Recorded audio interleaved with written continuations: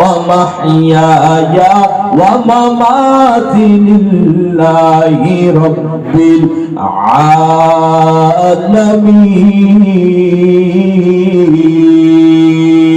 الله أكبر محترم হাজিরিন আল্লাহ তাআলা পবিত্র কালামুল্লাহ শরীফের মধ্যে ইরশাদ করেন আমার নামাজ আমার কুরবানি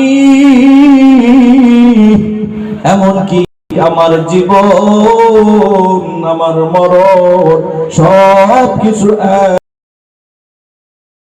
বিল আলামিন একমাত্র আল্লাহ পাক রব্বুল আলামিনের জন্য। আজকের এখানে আমার আলোচনা করা আর আপনাদের আলোচনা শোনা সব কিছু কার জন্য হতে হবে? একমাত্র আল্লাহকে রাজি খুশি করার জন্য।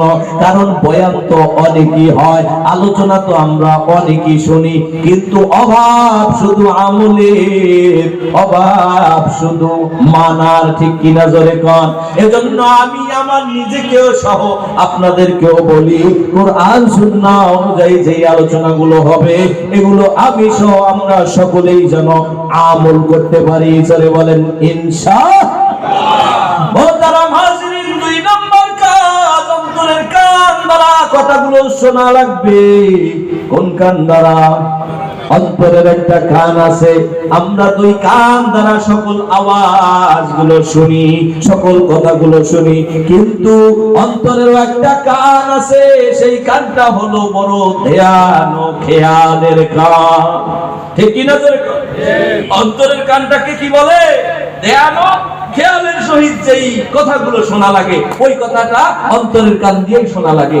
যদি ওই কথাটা অন্তরের কান দিয়ে শুনি তাহলে ওই কথাগুলো আমাদের দিমাগের মধ্যে অন্তরের মতো গেঁথে থাকবে। আর যদি এক কান দিয়ে শুনলাম আর এক কান দিয়ে বের করে দিলাম, এই শোনার দ্বারা কোনো ফায়দা হবে না। 3 নাম্বার আমল, 3 নাম্বার কাজ, 3 নাম্বার কাজ হলো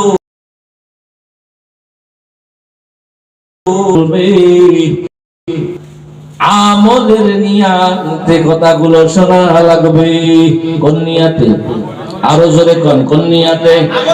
আমলের নিয়াতে যদি কথাগুলো না শুনি তাহলেও আজকের এই বলা এবং শোনা কোনোই কাজে আসবে না। এজন্য 3 নাম্বার কাজ হলো আমলের নিয়াতে কথাগুলো শোনা লাগবে। পারা যাবে তো ইনশাআল্লাহ? আমলের নিয়াতে শুনতে পারবো তো ইনশাআল্লাহ?